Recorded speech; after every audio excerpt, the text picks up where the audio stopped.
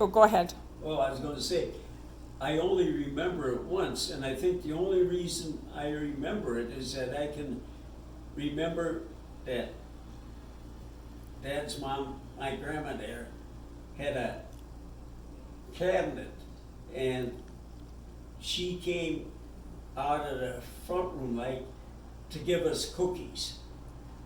And my mom had a fit that she gave us cookies because they can't afford to give you cookies. Oh, wow. But that's the only, I kind of halfway picture the house because it was on the same street as St. Mary's is in the church. But anyhow, and so we were more involved with mother's side all the time. Well, what did your dad's dad do for work? Who? Your dad's dad, your grandpa. I think he was a carpenter. I think. I don't know. Because I think there was, well, let's see, there was Matt, Jack, Dad. I think that was all the boys I can remember. Then there was Hildy, Margaret, Gert, Mary. That's all the girls I can remember. They both had big families. Yeah, they both, Wow. Both And- Catholic? Huh? Both Catholic?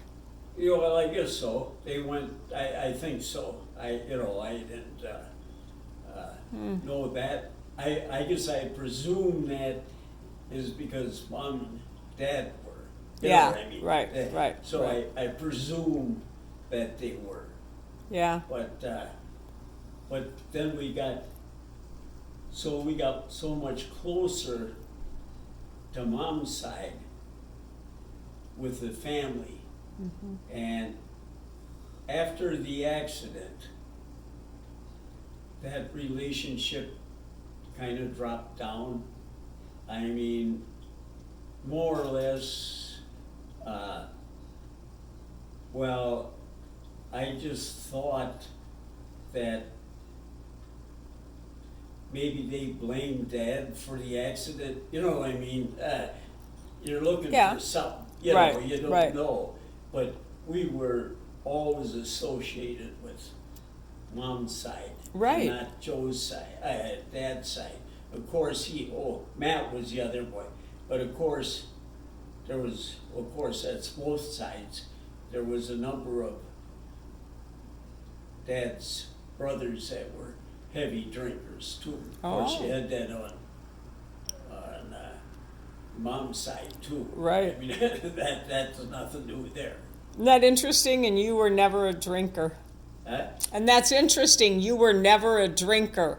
Yeah. I Even don't in the service, weren't you? know. No? No. I I always like to have a drink, but I think trying to get commonary sense a couple of times. I can only remember one time that I would consider myself really drunk, and that was when I was in pre-flight school in California, and I was so sick the next day, and it just got to me that, and even if you didn't get real sick, the next day was always shot. Well, what are you doing? Yeah. Yeah. You know? Yeah.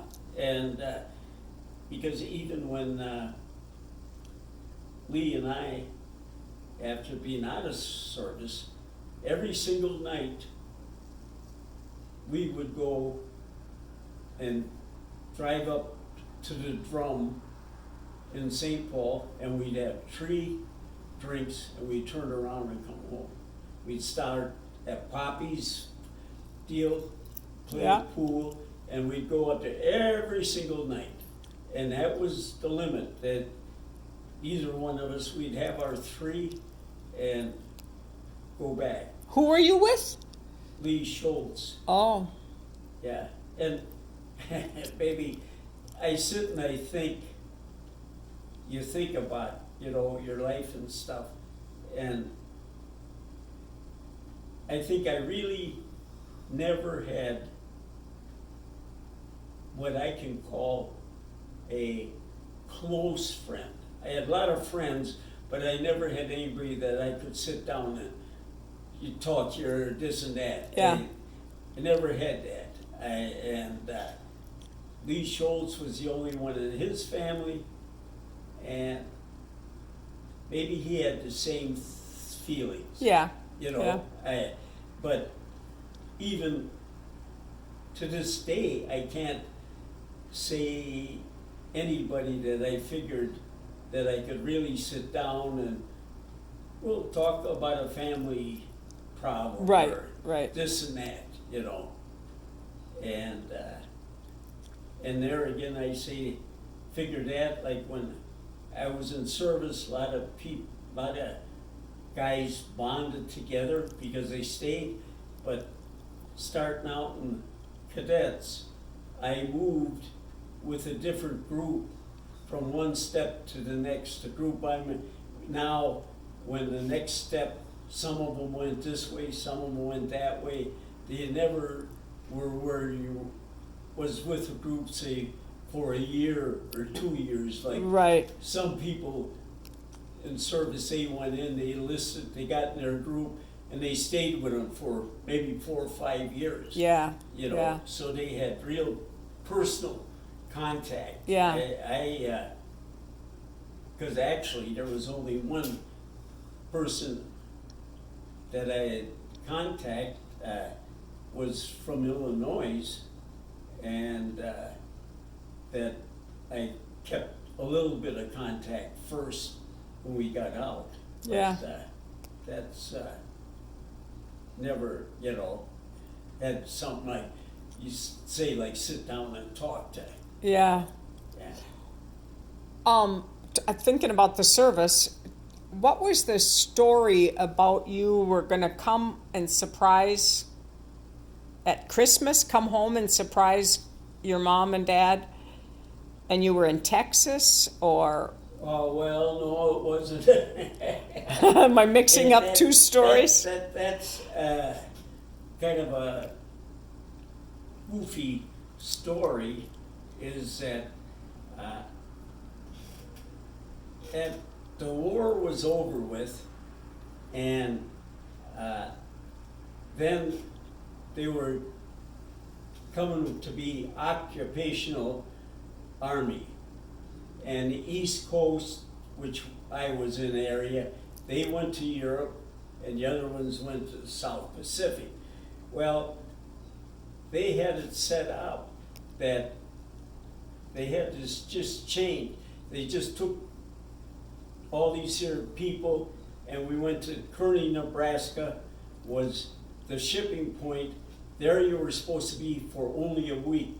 You got all your shots, all where you were going, and clothes that you needed for the different deals. So we went there, and it was only supposed to be a week. So every day they had to figure this bunch is shipping out, now another bunch comes in. Well, all of a sudden they got so much heat because there were people in the Army that never went overseas, and that was the first requirement, that you didn't go overseas so you couldn't fight, not going in an army of occupation. But there was some people that were in the Army 5, 6 years, the whole war, and it wasn't their fault they didn't go overseas, they didn't ship. Yeah. So there was a big stink about that. So finally they came with a point system that for every month you got a point, and if it for local, and for every month you were overseas, you got 2 points. So then they totaled up them points, and if you came in that point gap that covered, like myself, that's how come I got it. I just made it on the numbers, that I wasn't long enough. Of course, then they tried to get you to re-enlist, of course. But anyhow, what happened is, now they got all these here set up, these people down here.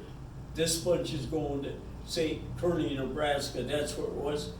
All of a sudden they're tied up. They can't get rid of the people over here because they can't send them overseas. Oh. So it just got plumbed. They didn't know what to do with the people. And finally, because I was in the Air Force, of course, they got us on a plane and flew us down to Kelly Field in Texas. And now, hey, we're at Kearney, Nebraska. We're not far from home. Yeah. So they fly us down to Kelly Field. So it's on a Sunday morning.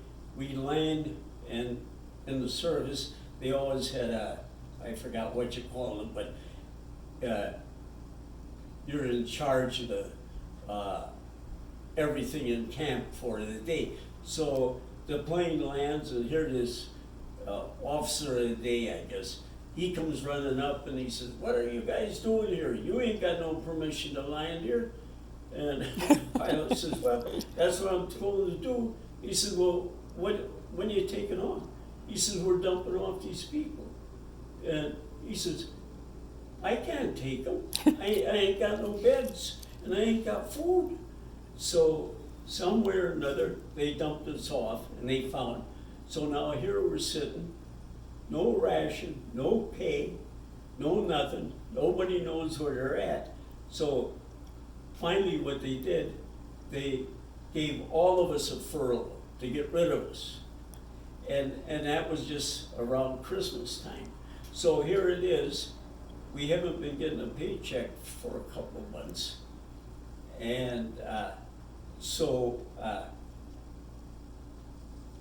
they say, "Now, go home. You're on furlough for whatever it was."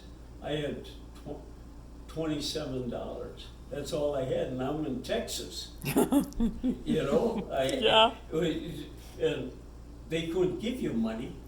So a kid and I, another one, he was in the same boat and heading the same way. We hitchhiked up to Kansas City. And we got into Kansas City, and he was going his way. I don't know where it was, but anyhow, I had this $21, so I was going to get on the train. Well, I couldn't get on the train unless I got on the sleeper, because the train was pumped full, and the sleeper was $21. That deal. So I bought the ticket. I thought, because they always had a canteen, you could always go get a cup of coffee or donuts. So while we're sitting for the train to leave, it comes over the loudspeaker that this guy, his wife was from Des Moines, Iowa, and she wanted to go home, I suppose for Christmas, or maybe he couldn't make it coming later, and he wanted someone to drive her to Des Moines, Iowa. So I went down, and all these different guys went to answer. So anyhow, he picked the three of us, asking where we from, and our experience of driving in bad weather and stuff like that. Oh yeah. Oh. Hi, how you doing?